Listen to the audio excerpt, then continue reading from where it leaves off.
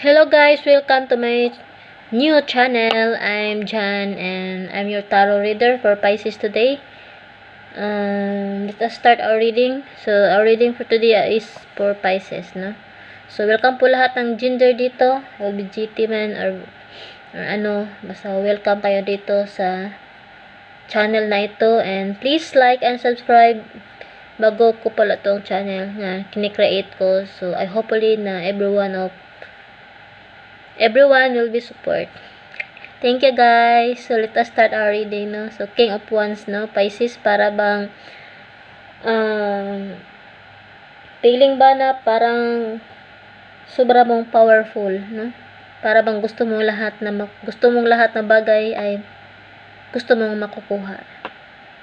So yun po, Pisces, no. So tinatanaw mo yung mga bagay na gusto mong makuha, ma-achieve, and gustong-gusto mo. So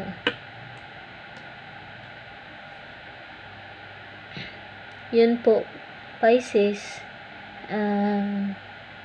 Siguro dahil gusto mong makuha kung ano mang gusto mo, ano mang gustuhin mo, sa trabaho man or sa relationship man, no? Kailangan mo talagang pagtrabahoan yun, no? Eight of Pentacles. So, Eight of Pentacles. Kailangan mo talagang pagtrabahoan yung mga bagay na gusto natin makuha, no? So,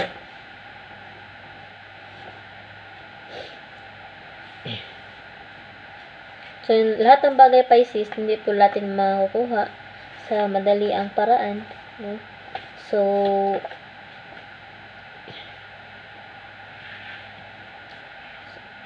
gusto mo talaga na makuha mo yung mga bagay na gusto mo.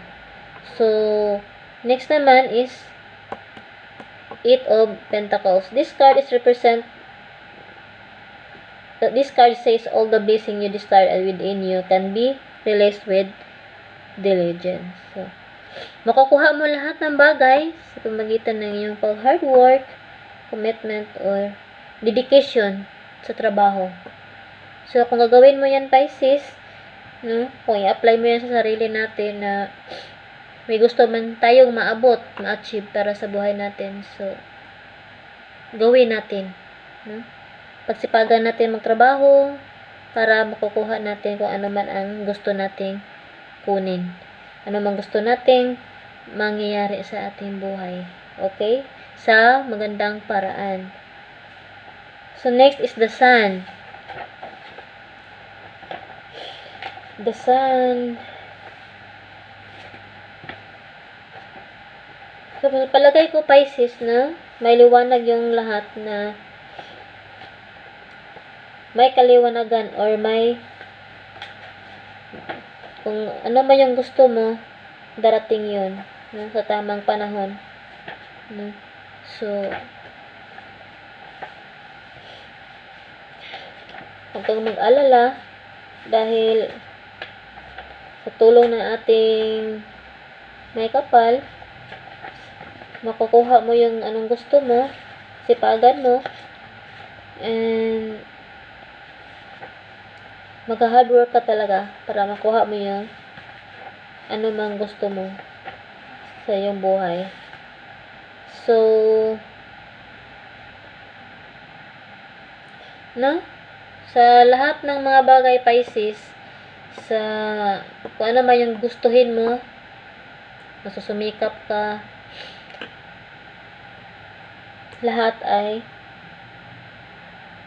mag-success, no? Success, at makukuha mo lahat na namang gusto mo sa buhay, no?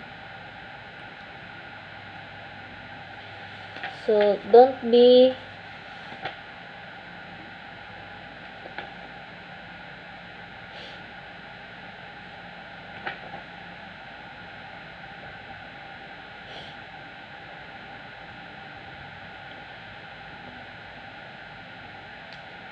So, Pisces, wag kang mag-alala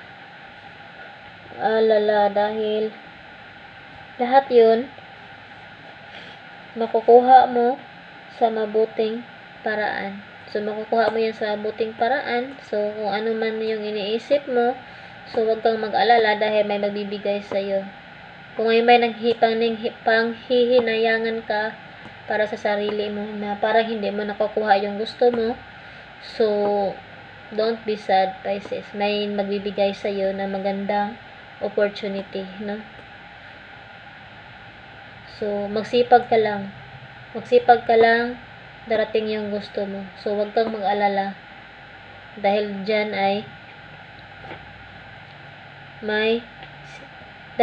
may sa tagumpay mo, ito po, celebration. 3 of Cups, no? Magsiselebrate ka sa iyong tagumpay, no? Sa inyong tagumpay. The next is, death. Hindi po ito death na literal na death. Death yung pagbabago sa iyong buhay. May pagbabago sa iyong buhay, Pisces. Lahat ng gusto mo, kung may panghihinayang ka man na hindi mo nakuha, no?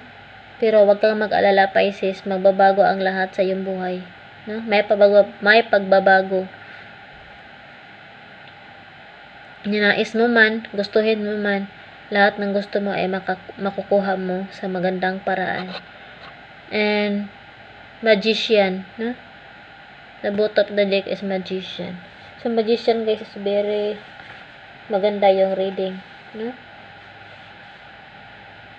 Lahat ng gusto mo, lahat ng lahat ng manifest mo na gusto mo makuha ay makuha mo sa mabuting paraan. So, yun po, Pisces. Ang ganda ng reading mo ngayon. So, wag kang mag-alala dahil lahat ng gusto mo, lahat ng pagsisikap mo, makukuha mo, no? May magandang balik sa iyo ang lahat. So yun po ating reading, Pisces, no?